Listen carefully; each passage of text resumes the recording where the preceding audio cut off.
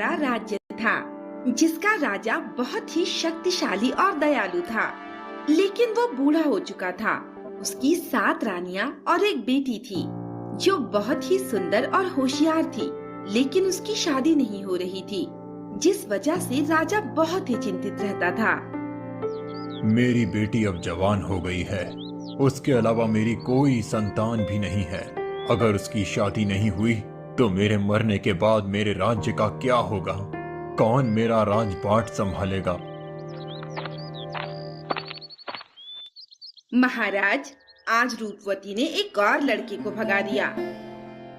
हम हार गए हैं अपनी पुत्री को समझाते समझाते। अगर उसने विवाह नहीं किया और इस राज्य को नया राजा नहीं मिला तो हमारी मृत्यु के पश्चात हमारा राज्य असुरक्षित हो जाएगा और हमारे पड़ोसी राज्य के राजा हमारे राज्य पर आक्रमण कर देंगे और हम नहीं चाहते कि ऐसा हो।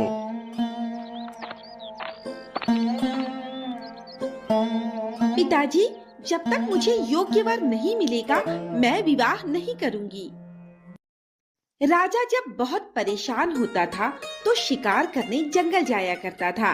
राजा उस दिन भी शिकार करने जंगल गया। आज एक भी शेर नहीं मिला। लगता है जंगल के और अंदर जाना पड़ेगा।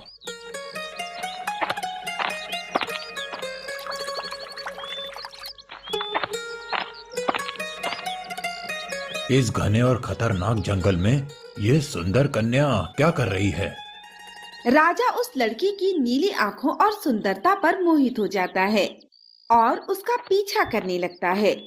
राजा समझ रहा था कि वो लड़की नहीं जानती थी कि वो उसका पीछा कर रहा है। तुम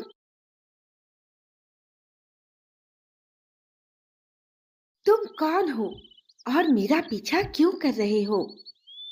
मैं राजा वीर प्रताप हूँ और तुमसे विवाह करना चाहता हूँ। ऐसा कभी नहीं हो सकता। तुम मेरी बेटी से विवाह नहीं कर सकते। मैं आपकी बेटी से बहुत प्रेम करता हूँ और उससे विवाह करने के लिए कुछ भी करूँगा।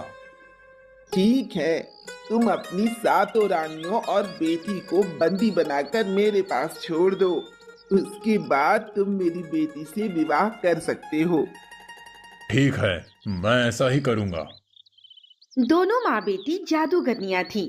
अपने जादू से उन लोगों ने राजा के बारे में सब कुछ जान लिया था।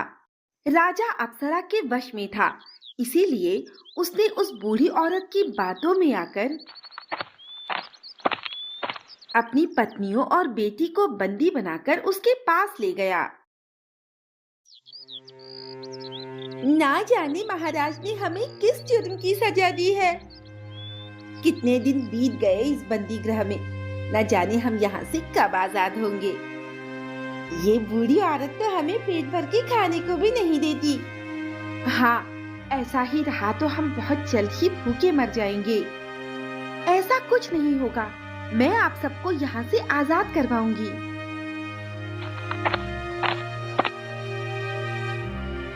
तुम सब यहाँ से कभी आजाद नहीं हो सकती। ये लो, आधी रोटी खाओ।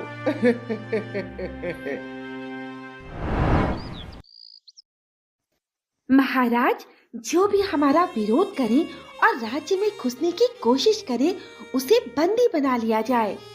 राजा उसके मोह जाल में फंसा था, इसीलिए वो जो भी बोलती राजा वही करता। मुझे 6 महीने हो गए दीवार में छेद करते हुए। बेटी, तूने दीवार में छेद कर दिया।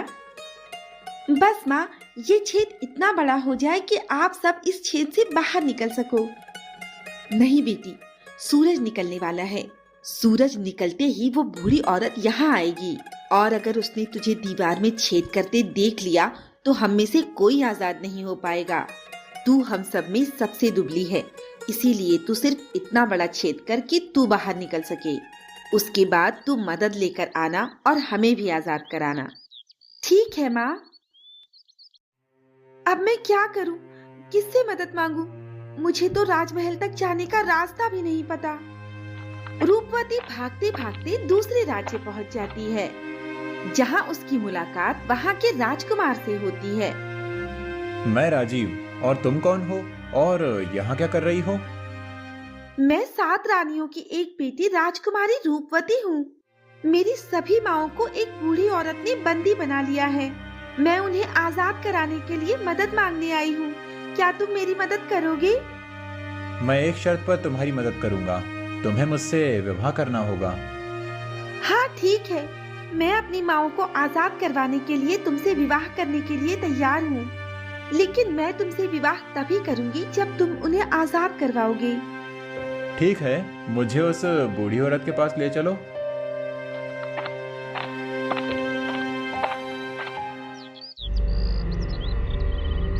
ये है वो बूढ़ी औरत जिसने मेरी सभी माँओं को बंदी बनाया है। मैं अभी इसे मारकर उन्हें आजाद करवाता हूँ।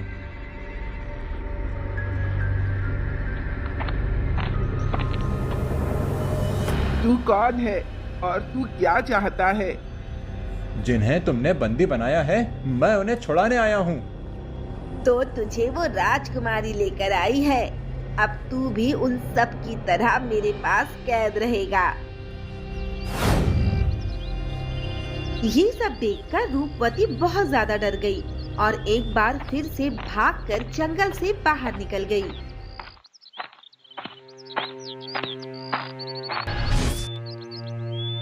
अब मैं क्या करूंगी?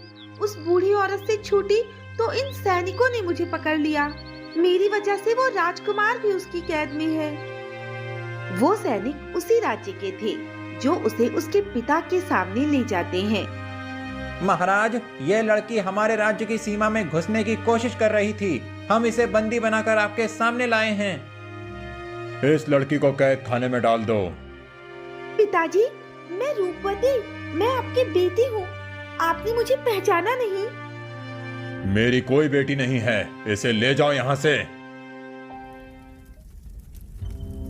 तुम्हारे पिता उस बूढ़ी औरत के वश में है, जिसकी कैद में तुम और तुम्हारी सभी माएं हैं। जब तक उसका जादू नहीं टूटेगा, तुम्हारे पिताजी किसी को नहीं पहचानेंगे। तुम कौन हो और ये सब कैसे जानती हो? मैं अपने पिताजी को उस बूढ़ी औरत के जादू से कैसे मुक्त कराऊं? उसके लिए तुम्हें सोमरस तालाब का पानी लाना होगा, जिसे पीने के बाद तुम्हारे पिता उस जादू से मुक्त हो जाएंगे। वो तालाब दक्षिण दिशा में घने जंगलों के बीच है।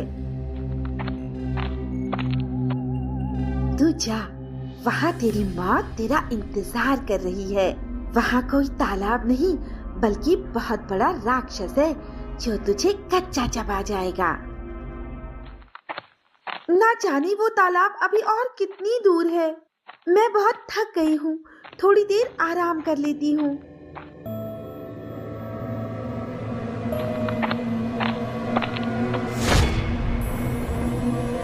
मुझे छोड़ दो, मुझे छोड़ दो। मैंने तुम्हारा क्या बिगाड़ा है? ये तो मुझे पकाकर खा जाएगा।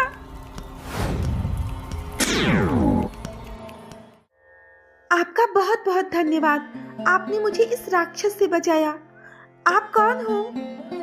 मैं सफेद चुड़ैल हूँ। तुम यहाँ क्या कर रही हो? रूपवती उसे सारी बात बताती है। मैं समझ गई, ये उस काली चुड़ैल का काम है। वो लोगों को अपने वश में करके उनसे मनचाहा काम करवाती है। उसने तुम्हारे पिताजी को भी अपने वश में किया हुआ है, जिसमें उसका साथ उसकी माँ दे रही है। तुम मुझे अपने साथ ले चलो, मैं तुम्हारे पिताजी को उसके वशीकरण से मुक्त करवाऊंगी। तुमने मुझसे जो लाने को कहा था वो मैं ले आई हूँ। ये जिंदा वापस कैसे आ गई? मैंने तो उसे उस राक्षस के पास भेजा था, और ये अपने साथ क्या लाई है? वो राक्षस इसे नहीं मार सका? कोई बात नहीं, इसे अब मैं मारूंगी। ये एक औरत है, मैं इसे अपने वश में नहीं कर सकती, इसीलिए इसे मारना होगा। अगर मेरी माँ की कैद में रहती तो अपनी माँ की तरह जिंदा रहती।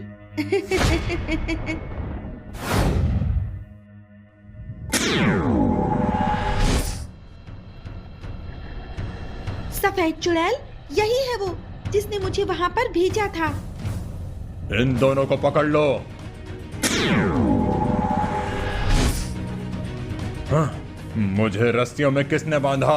किसकी इतनी हिम्मत हुई? मुझे अभी आजाद करो। पिताजी, आप इस औरत के वश में थे और वही कर रहे थे जो ये औरत करने को कह रही थी। रूपवती अपने पिता वीर प्रताप से अप्सरा के बारे में सब कुछ बता देती है और वीर प्रताप और सफेद चुड़ैल को उस बूढ़ी औरत के पास ले जाती है, जहां उसकी सातों माएं और राजकुमार राजीव कैद थे। सफेद चुड़ैल उसे भी पत्थर की मूर्ति बना देती है और उन सभी को आजाद करा देती है। बेटी, तुमने हम सबको इस जादूगरनी से बचा लिया। बेटी, अगर तुम नहीं होती तो हमारे राज्य का क्या होता? तुम 7 माओं की एक बहादुर बेटी हो। अपने वचन के अनुसार राजकुमारी रूपवती राजकुमार राजीव से विवाह कर लेती है। इस प्रकार वीर प्रताप चिंतामुक्त